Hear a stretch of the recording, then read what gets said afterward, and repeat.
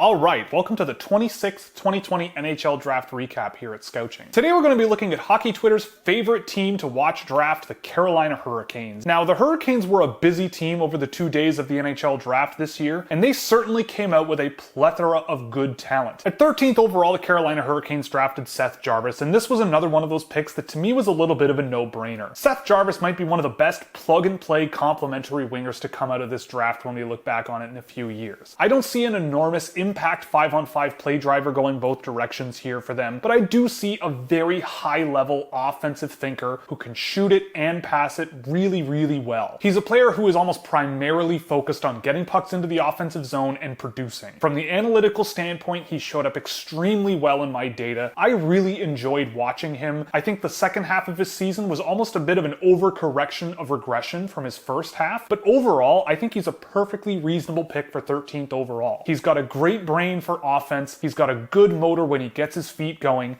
and there's only little things about his game that I would tweak in order to turn him into what could be a great top 6 scoring winger for the Carolina Hurricanes down the road. At 41st overall, the Carolina Hurricanes took Noel Gunler. Now, Gunler is a player who some people had in the top 15. I was one of those people for quite a while. But Gunnar was a player who, in the early part of the year, he was one of the first players I got a full data set on. And once I got a much better picture of the rest of the draft, especially guys likely to go in the first round, Gunnar was a guy that I kept knocking down my board just a little bit at a time. I still think at 41, he was a great pickup. He's got great instincts offensively. When he gets moving, he's an explosive skater. When he's at his best, he is an extremely talented hockey player. But this is a player that can disappear for stretches, be it in one game, a shift, fractions of a shift that are vitally important, or multiple games in a row.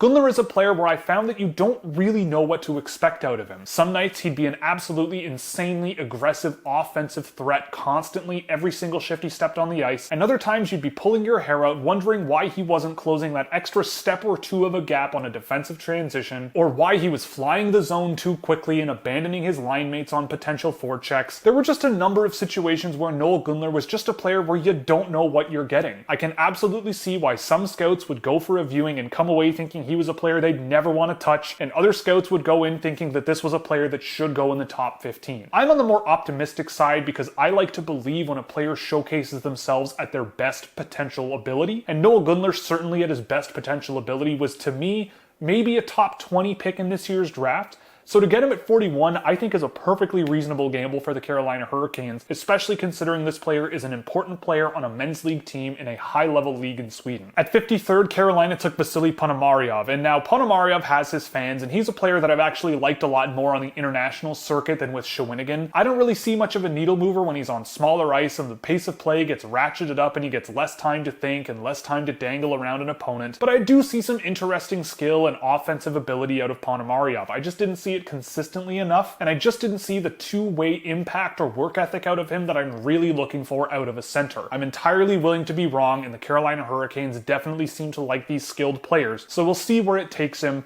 but I thought at 53, it was an okay pick. Not the guy that I would have picked in that slot, but considering the guys they took ahead of him, I don't really see the reason to complain about Ponomaryov at 53. At 69th, they drafted Alexander Nyquist. Now, some people really were down on Alexander Nyquist because they just see a big Russian defender who's playing a lot of minutes and didn't do very much in the KHL this year when he played. Now, I actually like Alexander Nyquist. I saw the Carolina Hurricanes draft him and I was pleasantly surprised. I think he was a player that certainly didn't belong in the KHL last season. He seemed to be a little bit overwhelmed with the pace of play. He took a little bit too long to make his decisions and caused a lot of turnovers from time to time, but this is an evasive player with a decent set of hands for a big physical defenseman that was involved in a tremendous amount of defensive transitions and shut down at least a tolerable amount of them for a player that seemed to be overwhelmed at his own level. I'm optimistic for his future. He's already looked a little bit better in the KHL this year, and I think this is a player that will be a nice complement to the offensive skill that Carolina seems to be overflowing with. Speaking of offensive skill that the Carolina Hurricanes are overflowing with, at 115th overall, they drafted Zane Nubeck. And I've seen a lot of Zane Nubeck this year, both tracking himself, tracking Emil Andre,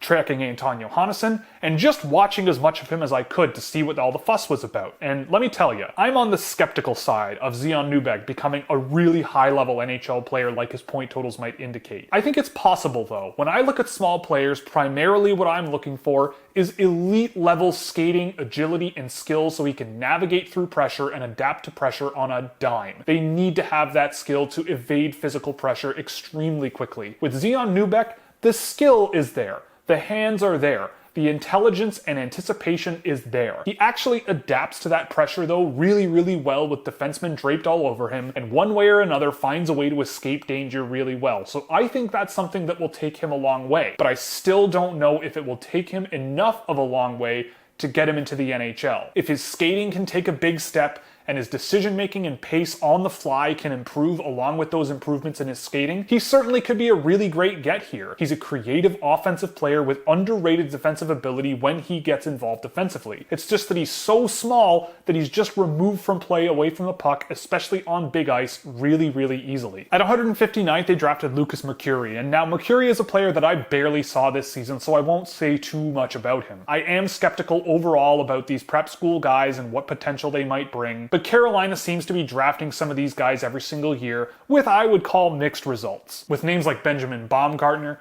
VT Miettinen, and players who went undrafted like Ethan Cardwell and Pavel Tutniev still on the board, I thought that direction would be the direction the Carolina Hurricanes went, but once in a while, I guess they really want to draft these prep school guys and see what happens. I can't really say too much about how Mercury plays the game because, again, I've barely seen him play. Whenever I have seen him, he's a big, strong player with some decent skills, so I guess we'll have to wait and see.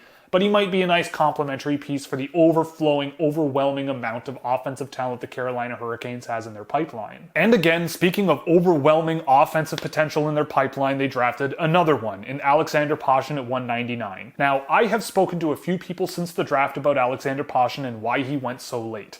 And I've been told a combination of things. On one hand, you had situations where there were teams exploring the idea of trading up to draft him earlier in the draft, but many teams of scouts were divided very strongly between whether or not he was worth a draft pick at all. And that led to a number of teams being unable to agree on the idea of trading up to draft Alexander Pashin. The other thing I was told is that Pashin has a very strong sense of commitment to his team Salavat Yuliyev and Ufa in Russia. So there is a concern that he just is never going to be a player that comes over, similar to a player like Nikita Gusev. But similar to Nikita Gusev, I feel like this is a player where his trade value is going to be large enough to be useful in a deal to make a bigger deal happen. I really like Alexander Pashin. He's got a great motor and that elite skill and elite skating that I was not seeing in Zane Nubeck. He's creative, he's slippery, he's skilled, and he does need to round out his game a little bit better and become a bit more of a defensively aware player, especially when anticipating breakouts in his own end, so he's not rushing his way into the neutral zone anticipating those breakouts. But I do really think that as an offensive piece, Pashin is a great add here. I really do think that if he does work on his game in Russia for the next few years, he could become a potential top 6 complementary scoring winger in the NHL. He's extremely small, but he's extremely quick, he's extremely agile, and to me, most importantly of all, he's an extremely hard worker. So I think he's going to maximize his potential. He's already scoring at far too high a rate for the NHL, playing against men in multiple levels in Russia already, and I think that even if it takes him 3, 4, 5 years to really hit his stride overseas, I think he could be a perfectly useful NHL player down the road. So at 199, that's the kind of swing that I would constantly be pushing for. At 208th, in a similar vein, they took Ronan Seely, and I've seen Seely play a little bit. I think he's an interesting skater, but I think this is a player who is really maximizing what he's capable of right now. He works hard, he's got some interesting tools, and he is very young for this year's draft class. There was some data that painted him favorably. I really think, though, this is a situation where they're just betting on his skating. So if he works out into something, that's great value at 208, especially for a defenseman, and if he doesn't, no harm, no foul. I think Carolina did more than enough leading into this pick to take a swing on a defenseman who can skate, who might not have enough projectability to the NHL. So for the Carolina Hurricanes, I'm giving them a 1C. I'm not necessarily as high as some other people on their draft crop, but I do look at it and think that they will end up with some useful players and could end up with a lot of really useful players. Seth Jarvis could be a great complementary offensive piece in your top 6 down the road. Noel Gunler could be a really interesting middle 6 offensive skilled winger with some goal scoring ability. We'll see about Panarin.